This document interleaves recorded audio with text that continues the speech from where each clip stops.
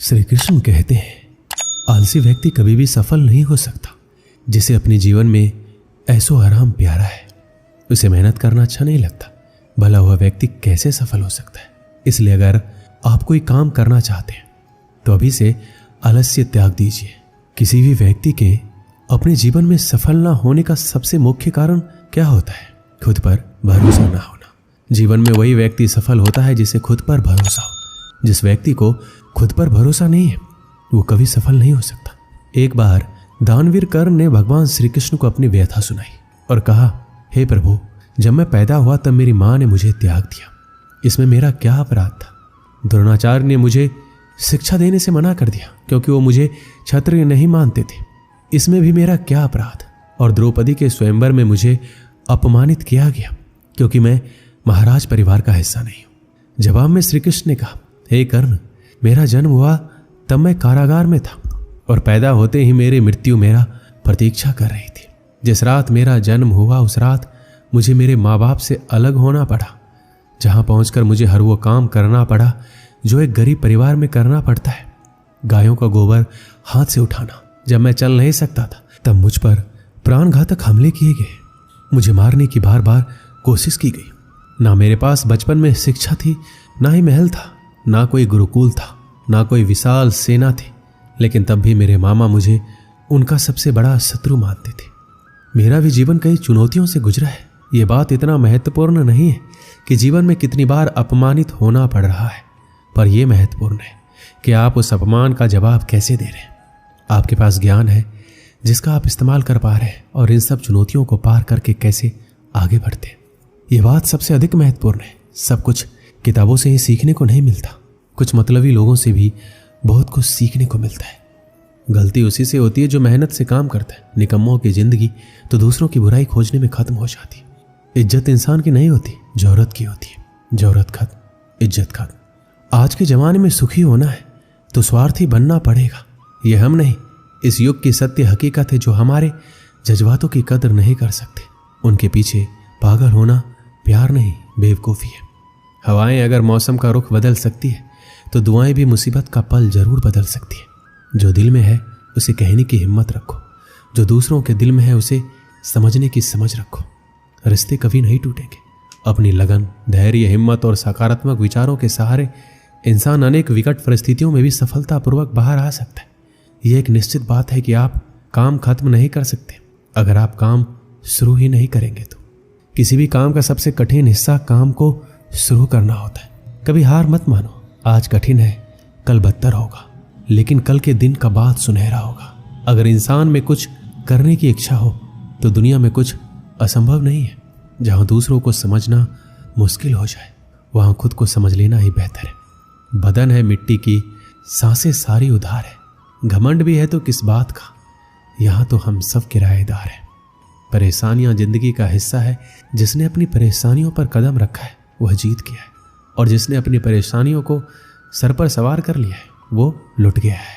सही रास्ते पे चलना जरा मुश्किल है, पर उस रास्ते पर आपको कोई गिरा नहीं सकता। गिरते गिरते ही बच्चा चलने लगता है, डूबते डूबते ही इंसान तैरना सीख जाता है। चोट से घबराकर कभी पीछे मत हटना, क्योंकि चोट खाकर यह इंसान संभलने लगता है। असफलताओं पर लाखों ताने आएंगे, परंतु निराश मत होना, क्योंकि ये वही समय है जिसे आप पहचान जाएंगे। माँ के बाद सिर्फ हिम्मत मनुष्य का साथ देती है, जो मनुष्य को कभी हारने नहीं देती। कुदरत ने हम सबको हीरा ही बनाया, बस शर्त यह है जो घिसेगा वही चमकेगा। सब कुछ किताबों से ही सीखने को नहीं मिलता, कुछ मतलबी लोगों से भी बहुत कुछ सीखने को मिलता है। कभी भी किसी जरूरतमंद को अपनी चौखट पर जलील मत कीजिए, क्योंकि ऊपर वाला कटोरा बदलने में देर नहीं करता। आज रास्ता बना लिया है, कल मंजिलें भी जरूर मिलेगी। हौसलों से भरी ये कशिश एक दिन जरूर रंग लाएगी। इस संसार में कुछ भी स्थिर नहीं है, ना समय, ना प्रेम, ना घृणा, ना ही संबंध। कोई आपको ना समझे तो चिंता मत करना, क्योंकि अच्छे लोग और अच्छी किताबें हर किसी को समझ में नहीं आती। मित्रता कोई स्वार्थ नहीं बल्कि एक विश्वास है, जहां सुख में हंसी मजाक से लेकर संकट में साथ देने की जिम्मेदारी होती है। यहाँ झूठे वादे नहीं बल्कि सच्ची कोशिश की जाती है।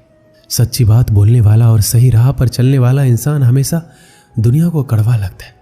प्रशंसा चाहे जितना भी करो, लेकिन अपमान बहुत सोच समझकर करना चाहिए। लगन छोटा सा शब्द है, जिसे लग जाती है उसका जीवन बदल जाता है।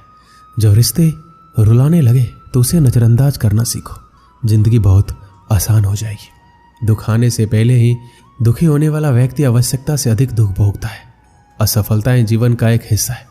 अगर आप कभी असफल नहीं होंगे तो आप कभी सीखेंगे ही नहीं, और जब आप सीखेंगे नहीं, परिणाम स्वरूप आप में बदलाव नहीं आएगा और ना ही आप कई चीजें सीख पाएंगे। इसलिए जीवन में असफलताएं बहुत महत्वपूर्ण है।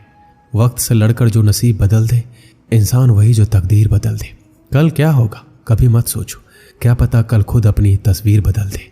श्री कृष्ण कहते हैं, इंसान के बर्बाद होने के 5 कारण हैं: नींद, गुस्सा, डर, थकान और काम टालने की आदत। सफलता खुशी की चाबी नहीं है, खुशी सफलता की चाबी है। आप जो कर रहे हैं उससे अगर आप प्यार करते हो तो आप जरूर सफल होंगे। दूसरों का भला करने वाले मनुष्य को हमेशा कष्ट का सामना करना पड़ता है, क्योंकि हमेशा फल देने वाले वृक्ष को पत्थरों की मार सहनी पड़ती है। सत्य से कमाया हुआ धन हर प्रकार से सुख देता है, छल कपट से कमाया हुआ धन हमेशा दुख देता है। एक समझदार व्यक्ति वही है जो दूसरों को देखकर उसकी विशेषता को सीखता है, उससे तुलना और ईर्ष्या नहीं करता। एक समय की बात है, एक निर्धन व्यक्ति राजा के महल में माली का काम करता था। उसने राजमहल के बाग में कई प्रकार के फलों के पेड़ लगाए थे। जो फल पक जाते वो तोड़कर राजा के सामने प्रस्तुत कर देता। कई बार खुश होकर राजा उसे इनाम भी देते। एक बार बाग में आम, अंगूर और नारियल के फल हुए। माली टोकरी लेकर बाग में पहुंचा और सोचने लगा कि आज कौन सा फल महाराज के लिए ले जाऊं। कुछ देर सोचने के बाद उसने अंगूर तोड़ लिए और टोकरी में भरकर राजा के पास पहुंचा। उन दिनों राजा कुछ चिंतित था। उसे गुप्तचर द्वारा सूचना मिली थी कि पड़ोसी राज्य का राजा उस पर आक्रमण की तैयारी में। वह इस बारे में गहन सोच विचार में डूबा हुआ था। तभी माली उसके पास पहुंचा और चुपचाप उसके सामने टोकरी रखकर कुछ दूर जाकर बैठ गया। राजा मंथन करते करते टोकरी से अंगूर उठाकर खाने लगा। वह आधा अंगूर खाता और आधा फेंक देता, जो माली के ऊपर गिरता। जैसे ही अंगूर माली को लगता, वह कहता, भगवान तू बड़ा दयालु है। सोच विचार में डूबे राजा का ध्यान इस और नहीं था कि वह अंगूर माली के ऊपर फेंक रहा है।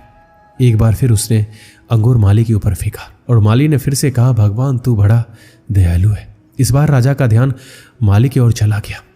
उसने आश्चर्य से उसे देखा और पूछा, माली, मैं तुम्हें जूठे फल फेंक रहा हूं और तुम कह रहे हो भगवान तू बड़ा दयालु है। इसमें भगवान की दया कैसी है? माली ने उत्तर दिया, महाराज, आज बाग में 3 तरह के फल थे, आम, अंगूर और नारियल। मैं सोच रहा था आपके लिए कौन सा फल लाऊं। भगवान की दया से मेरी बुद्धि में आया कि आपके लिए अंगूर ले चलो, और मैं अंगूर ले आया।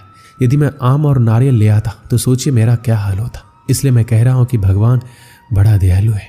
राजा माली का उत्तर सोचने लगा कि वह व्यर्थ में चिंतित है। भगवान की दया से उसे समय रहते पड़ोसी राज्य के राजा के पहले से ही हुई योजना का पता चल गया है। इससे उसे अपने राज्य की रक्षा की तैयारी का पर्याप्त समय मिल गया है।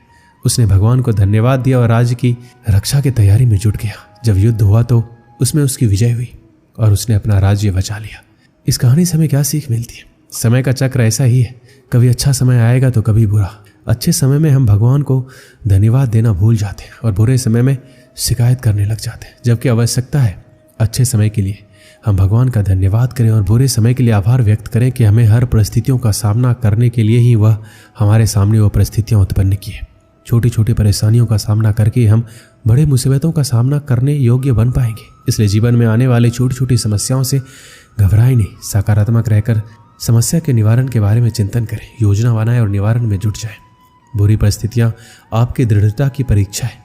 ऐसे समय में टूटे नहीं, ये साबित कर दें कि आप हर परिस्थितियों का सामना कर सकते हैं, उससे उबर सकते हैं और जीवन में आगे बढ़ सकते हैं।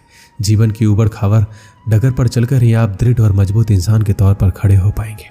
दोस्तों, इस वीडियो में बस इतना ही। मिलते हैं अगली वीडियो में। अपना ख्याल रखिएगा। जय श्री कृष्ण।